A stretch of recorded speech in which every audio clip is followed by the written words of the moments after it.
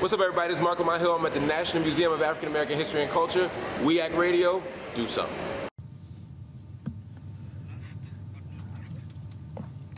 Last but not least, it's my pleasure to invite Mr. Marc Lamont Hill. And I introduced him just now as an American citizen, journalist, and chronicler on CNN. He is freshly back from Palestine, returned this morning, and he's joining us to give us his perspective from the perspective of civil society. Mark, the floor is yours. Mr. Secretary General, Chairman, Ambassadors, and Your Excellencies, good afternoon. It is with great honor and humility that I accept the opportunity to speak before you. As a scholar, as an activist, and as a citizen, I am profoundly interested in the plight of the Palestinian people, as well as the broader ethical, moral, and political implications of their struggle for freedom and justice, as well as equality. As such, this annual convening represents a critical intervention. It also represents a site of possibility. On the other hand, it shows considerable irony. As you well know, this year marks the 70th anniversary of the Universal Declaration of Human Rights. This declaration is produced out of the rubble and contradictions of World War II, and it was intended to offer a clear ethical and moral outline of the basic rights and freedoms to which all human beings, irrespective of race, religion, class, gender, or geography, are entitled. This declaration, of course, has been far from perfect, both in design and in execution. Too often we have framed human rights through the lens of the West. We've viewed it through the gaze of colonialism, and we have assessed them through the limited prism of our own experiences. Simply put, the powerful have too often attempted to universalize their own particular and local values. Still, the Universal Declaration of Human Rights has offered us a flawed but functional starting point from which to articulate basic moral and ethical ambitions as global citizens. These ambitions have been particularly helpful when attempting to keep track of the vulnerable against the backdrop of imperialism, exploitative economic arrangements, white supremacy, patriarchy, and all the other entanglements of the modern nation state. For this reason, it is indeed ironic and sad that this year also marks the 70th anniversary of the Nakba, the great catastrophe in May 1948 that resulted in the expulsion, murder, and to date, permanent dislocation of more than 1 million Palestinians. For every minute that the global community has articulated a clear and lucid framework for human rights, the Palestinian people have been deprived of the most fundamental of them. While the Universal Declaration for Human Rights says that all people are, quote, born free and equal in dignity and rights, the Israeli nation state continues to restrict freedom and undermine equality for Palestinian citizens of Israel, as well as those in the West Bank and Gaza. At the current moment, there are more than 60 Israeli laws that deny Palestinians access to full citizenship rights, simply because they're not Jewish. From housing to education to family reunification, it is clear that any freedoms naturally endowed to all human beings are actively being stripped away from Palestinians through Israeli statecraft. While human rights promises the right to life, liberty, and security of person, Palestinians continue to live under the threat of random violence by Israeli military and police, disproportionate violence within the West Bank and Gaza, unprompted violence in the face of peaceful protest, and misdirected violence by an Israeli state that systematically fails to distinguish between civilians and combatants. While the Universal Declaration for Human Rights protects us against torture and cruel and inhuman or degrading treatment or punishment, Palestinians continue to be physically and psychologically tortured by the Israeli criminal justice system, a term I can only use with irony. As human rights groups around the world have noted, the use of solitary confinement constitutes a clear and indisputable form of torture. Yet in the West Bank, Palestinians are routinely subjected to solitary confinement and indefinite detention, often without any formal charges being filed. Last year, the Israeli Supreme Court ruled that physical torture in, quote, exceptional cases, including ticking time bomb situations, constitute acceptable means by which to engage in torture. Although these exceptions are themselves a violation of the absolute human right not to be tortured, Israeli security operates in practice in such a way that nearly all Palestinian cases are viewed as exceptional. Nearly every Palestinian is understood to be a potential terrorist, thereby making them susceptible to ticking time bomb investigation tactics at all times. As such, Israel's practices are routinely in clear violation of the UN's Convention on Torture, which was signed by Israel in 1986 and ratified in 1991. While the Declaration of Human Rights insists that no one be subjected to arbitrary arrest, detention, or exile, Palestinians are routinely denied due process of law. West Bank Palestinians are regularly placed under administrative detention, a framework that allows them to be incarcerated for up to 6 months and can be extended after judicial review without being charged with a crime. The only thing needed for such outcomes is the ambiguous claim of a security threat, a claim used by the Israeli state at all times, at all costs, and for all reasons. Through this vagueness, Palestinians are routinely punished for their political views rather than any actual threat of violence. The Declaration of Human Rights insists that all humans are entitled to a, quote, fair and public hearing by an impartial tribunal. Israeli military courts, the exclusive adjudicator largely for West Bank residents, and in some cases Palestinian citizens of Israel, they have a conviction rate of more than 99%. That suggests that Palestinians are either more guilty than any other group in human history, or that the Israeli government is unwilling or incapable of offering fair and impartial trials for Palestinians. Declaration of Human Rights promises the right to freedom of movement and residence within the borders of each state, as well as the right to leave any country, including his own, and to return to said country. It is impossible to travel throughout historic Palestine and not see the blatant restriction of movement between cities in the occupied Palestinian territories, as well as inside the state of Israel.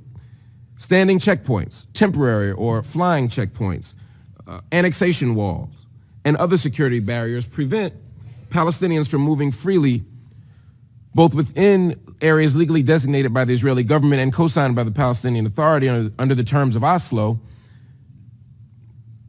But also we see in Gaza the restriction of movement that is so severe that it literally defines life in the area. I promise you that I will not exhaust all of my time by enumerating every human rights violation perpetrated by the Israeli government. These are well known and have been well documented by every credible human rights organization in the world. Rather, I would like to speak to you about the urgency of the current moment.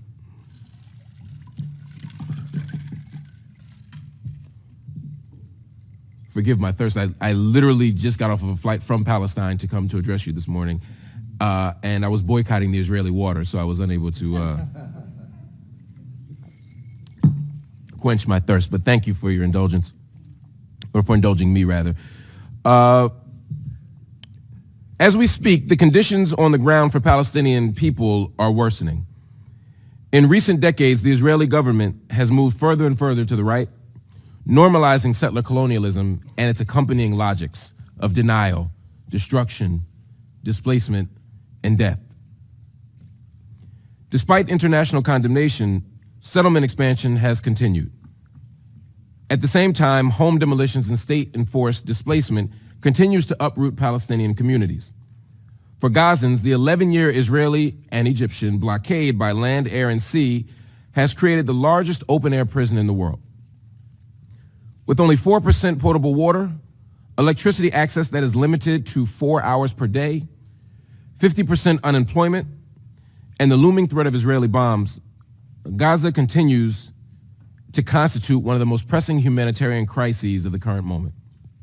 In the West Bank, conditions are not much better. Unemployment is generally around 18%, with frequent loss of income due to Israeli military closures, making it impossible for Palestinian workers to get access to jobs.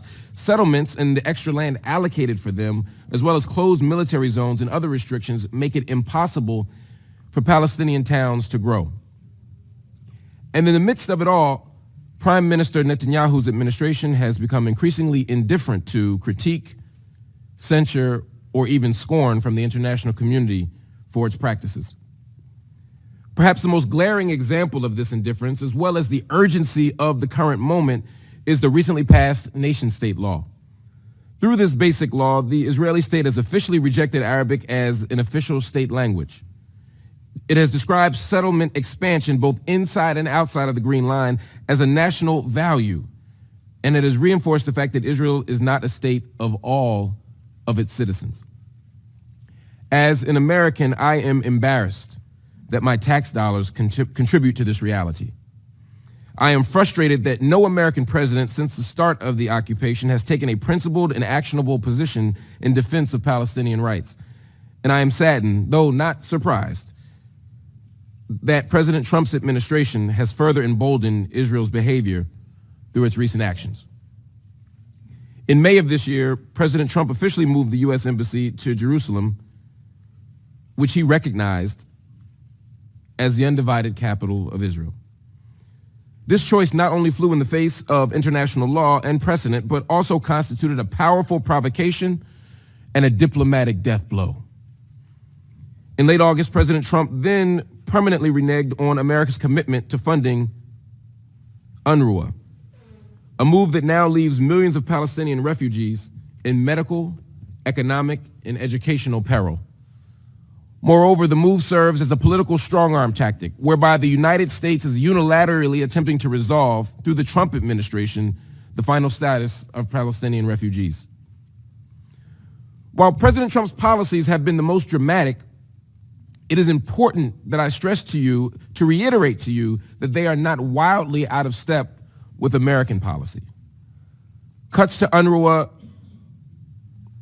is an idea that has been raised in Washington for years, dating back at least to the George W. Bush administration. President Trump's decision to move the U.S. Embassy in Israel from Tel Aviv to Jerusalem caused enormous controversy, but he was merely implementing a bipartisan law Congress passed in 1995. And in so doing, he executed what has already been official United States policy and the fulfillment of a promise made by every United States president and presidential candidate, Democrat and Republican, for a very long time. With regard to the question of Palestine, Donald Trump is not an exception to American policy. Rather, Donald Trump is a more transparent and aggressive iteration of it. As I mentioned at the beginning of my remarks, the words offered today by everyone in this room are a necessary component of our resistance efforts. We need powerful, counterintuitive, dangerous, and courageous words. But we must also offer more than just words. Words will not stop the village of Khan al-Ahmar with its makeshift schools created by local Bedouin villagers. Words will not stop them from being demolished in violation of the Fourth Geneva Conventions. Words will not stop poets like Darin Tetur from being caged in Israeli jails for having the audacity to speak the truth about the conditions of struggle on her own personal Facebook page. Words will not stop peaceful protesters in Gaza from being killed as they fight for freedom against Israel's still undeclared borders. Regarding the question of Palestine, beyond words, we must ask the question, what does justice require? To truly engage in acts of solidarity, we must make our words flesh. Our solidarity must be more than a noun. Our solidarity must become a verb. As a Black American, my understanding of action and solidarity action is rooted in our own tradition of struggle. As Black Americans resisted slavery, as well as Jim Crow laws that transformed us from a slave state to an apartheid state, we did so through multiple tactics and strategies. It is this array of tactics that I appeal to as I advocate for concrete action from all of us in this room. Solidarity from the international community demands that we embrace boycotts, divestment, and sanctions as a critical means by which to hold Israel accountable for its treatment of Palestinian people. This movement, which emerges out of the overwhelming majority of Palestinian civil society, offers a nonviolent means by which to demand a return to the pre-67 borders, full rights for Palestinian citizens, and the right of return as dictated by international law. Solidarity demands that we no longer allow politicians or political parties to remain silent on the question of Palestine. We can no longer, in particular, allow the political left to remain radical or even progressive on every issue, from the environment to war to the economy, to remain progressive on every issue except for Palestine. Contrary to Western mythology, black resistance to American apartheid did not come purely through Gandhian nonviolence. Rather, slave revolts and self-defense and tactics otherwise divergent from Dr. King or Mahatma Gandhi were equally important to preserving safety and attaining freedom. We must allow, if we are to operate in true solidarity with Palestinian people, we must allow the Palestinian people the same range of opportunity and political possibility. If we are standing in solidarity with Palestinian people, we must recognize the right of an occupied people to defend itself. We must prioritize peace. But we must not romanticize or fetishize it. We must advocate and promote nonviolence at every opportunity, but we cannot endorse a narrow politics of respectability that shames Palestinians for resisting, for refusing to do nothing in the face of state violence and ethnic cleansing. At the current moment, there is little reason for optimism. Optimism, of course, is the belief that good will inevitably prevail over evil, that justice will inevitably win out. In the course of human history, and certainly even in the course of the United Nations, there is no evidence of such a proposition. Optimism is unsophisticated. Optimism is immature. Optimism is what my students have when they take examinations that they did not study for. Some become quite religious at that time. But regardless of their strategies of optimism, the outcome is far from guaranteed or even likely. What I'm challenging us to do in the spirit of solidarity is not to embrace optimism, but to embrace radical hope. Radical hope is a belief that despite the odds, despite the considerable measures against justice and peace, despite the legacy of hatred and imperialism and white supremacy and patriarchy and homophobia, despite these systems of power that have normalized settler colonialism, despite these structures, we can still win, we can still prevail. One motivation for my hope in the liberation and ultimate self-determination of the Palestinian people comes in August of 2014. Black Americans were in Ferguson, Missouri, in the Midwest of the United States, protesting the death of a young man named Michael Brown, an unarmed African-American male who had been killed by a law enforcement agent.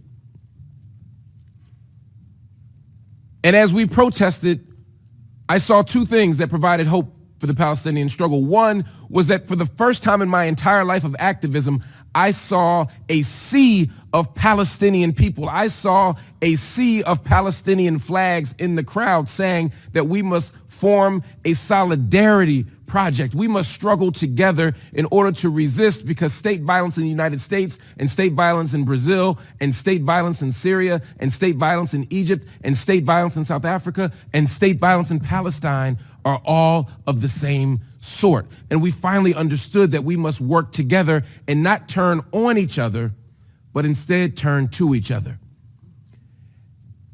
And later that night, when the police began to tear gas us, Miriam Barghouti tweeted us from Ramallah.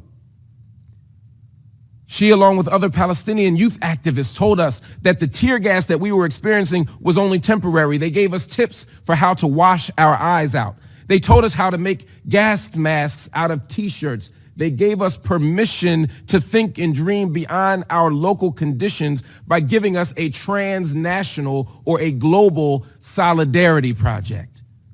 And from those tweets and social media messages, we began then to organize together. We brought a delegation of black activists to Palestine, and we saw the connections between the police in New York City, who were being trained by Israeli soldiers, and the type of policing we were experiencing in New York City. We began to see relationships of resistance, and we began to build and struggle and organize together. That spirit of solidarity, a solidarity that is bound up not just in ideology, but in action, is the way out. So as we stand here on the 70th anniversary of the Universal Declaration of Human Rights and the tragic commemoration of the Nakba, we have an opportunity to not just offer solidarity in words, but to commit to political action, grassroots action, local action, and international action that will give us what justice requires. And that is a free Palestine from the river to the sea. Thank you for your time.